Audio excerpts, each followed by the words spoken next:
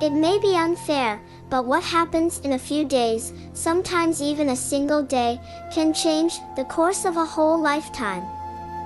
The era of Afghan young people whose ears would be aware of nothing but the sound of bombs and gunfire was not yet born. The Kite Runner story happens in this time. If someone asks me to describe this book in a single word, it would be ironic. The Kite Runner is my first study of Khaled Hosseini. A thrilling and beautifully written narrative of betrayal and redemption story, The Kite Runner had excited and moved me both at the same time. Colorful and captivating narrative that recalls how long people of Afghanistan have been striving to win over the forces of violence. It's a narrative about two friends, Amir and Hassan, who lived in Afghanistan. Amir was a son of a rich man, while Hassan was a son of a devoted servant, Ali, who was serving Baba, the rich father of Amir. Hassan, like his father, has been faithful to Amir as a friend and a servant. He was regarded by Baba as if he were his own son. Amir is a bookish boy while Hassan is an unschooled Hazara. The kite was utilized as a metaphor in this book. The early part of this story contains an interesting scene. A kite competition where Amir attempts to please his father by winning the game and Hassan demonstrates his pure faithfulness by being a kite runner. Khaled Hosseini's statements are extremely unique stringing. For you, 1,000 times over, a loyal answer given by Hassan when Amir said, "Hassan, come back with the kite." It obviously indicates Hassan's true dedication to their friendship. Being a hero to his kid, Baba is treating his servant's son as his own. Amir attempts to impress Baba most of the way and became exhausted. But Hassan performs that like a piece of cake. So he dislikes Hassan for that one reason. Amir finds a better fatherly figure in Rahim Khan, who is Baba's best friend. He understands him and supports his passion for writing. Baba's statement about lying, "There is just one sin, only one. And it is stealing.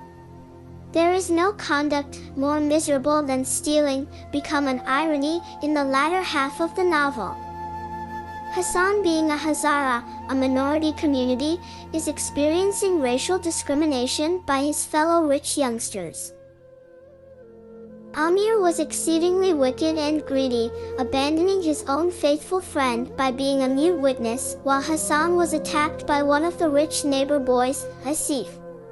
This guilty haunts him throughout his life, but his deeds were terrible because he was frightened to tackle the issue, and he was a coward and not grown at his younger age to manage the circumstance.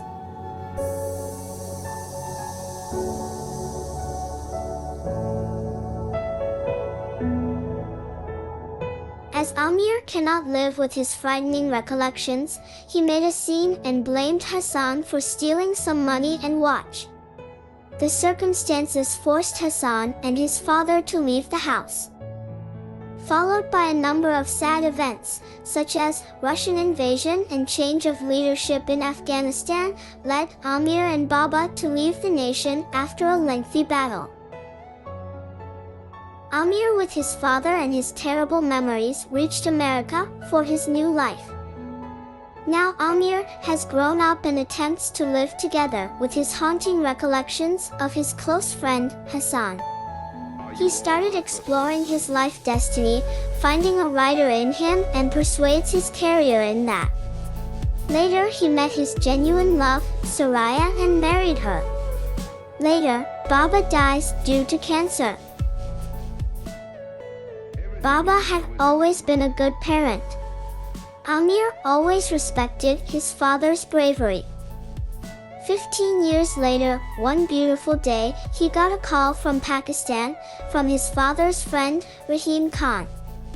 He phoned Amir and said him about his strong desire to see Amir and give a precious message regarding Hassan. In search of his courage, Amir started his travel to Pakistan to see Rahim Khan.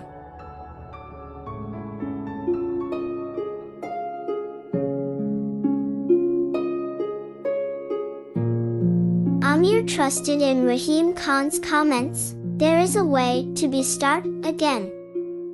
Rahim Khan, in the last stage of his life, keeping one secret that has to be passed to Amir.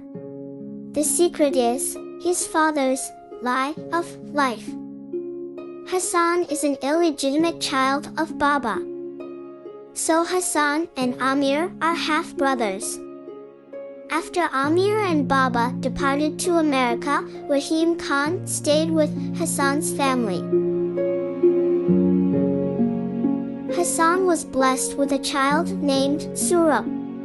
Rahim Khan says about the deaths of Ali, Hassan, and his wife. The Taliban killed them because Hassan protected Baba's house and refused to give up. After his parents' death, Surab is in the claws of the Taliban, who is controlling Afghan in the name of insurgency. Surab is detained at the present Taliban local commander's home, and he is Asif.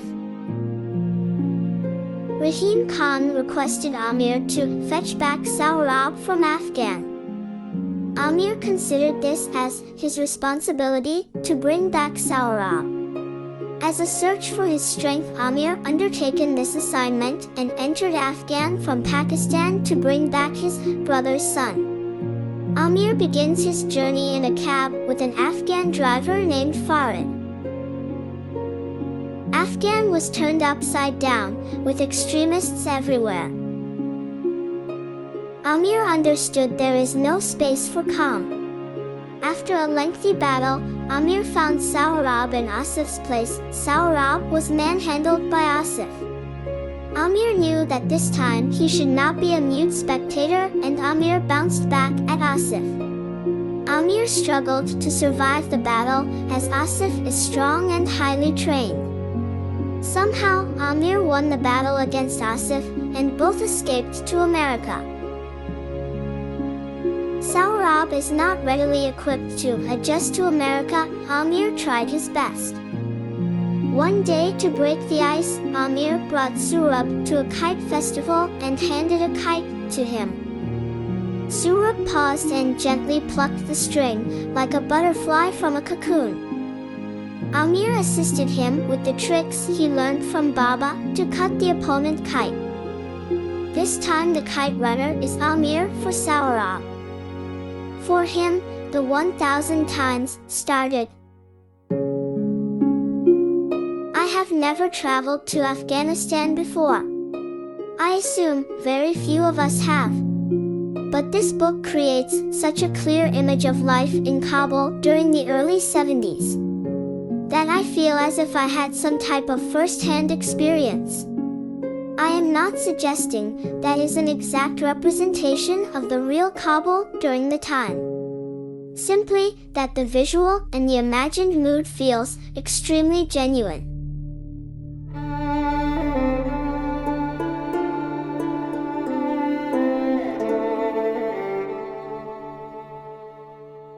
The author mixed between the truth and lying and communicated the message about the value of honesty with an ironic quotation of Baba. Amir is a wealthy father's son. He fights with his flaws and loses his self-confidence, which made him a silent spectator, while his closest buddy was in a fetal position. Author Khaled Hosseini depicted the guilt of Amir and his inner struggle thoroughly in the story, and created a scenario to rescue Surab, son of Hassan, to conquer his guilt. Peace through virtue of courage. Khaled Hosseini authored an artful yet sad story. One can sense the anguish of Hassan and all the other guys who suffer through debasement. This novel left a permanent, harsh impression on me. The language is lucid, the story is seamless. The narrative includes true and evil individuals. And when you read about them, it will hurt and melt your heart. Khaled Hosseini writes from a heart that recalls homeland and remembers it. While most of us think of Afghanistan as war-torn and tired, obsessed and restricted, terrifying even, Hosseini recalls what it was before all of that came to be. He gives the Afghani people a face, which may be a very powerful thing indeed. He does not offer us a narrator who is pleasant, commendable, or sometimes even excusable. But he does give us a narrator who is real, vulnerable, and who suffers for his flaws. For certain trespasses there is no atonement, just mercy. The memorable, tragic story of the unusual relationship between a rich kid and his brother, the Kite Runner, is a brilliantly constructed novel set in a country that is in the process of being destroyed. It is about the power of reading, the price of betrayal, and the potential of atonement, and an examination of the influence of dads over sons, their love, their sacrifices, their falsehoods. A sweeping narrative of family, love, and loyalty written against the sad background of the events of Afghanistan over the previous 30 years. The Kite Runner is a unique and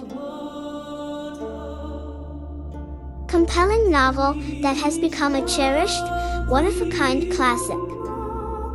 Without the need for me to mention anything else about this book, most have read it before me and the opinions are varied.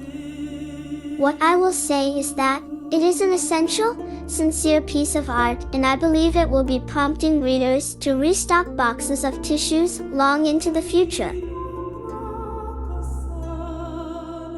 I would like to be your friend, and in return I need your suggestions and feedback. If you liked this review, please spread the word.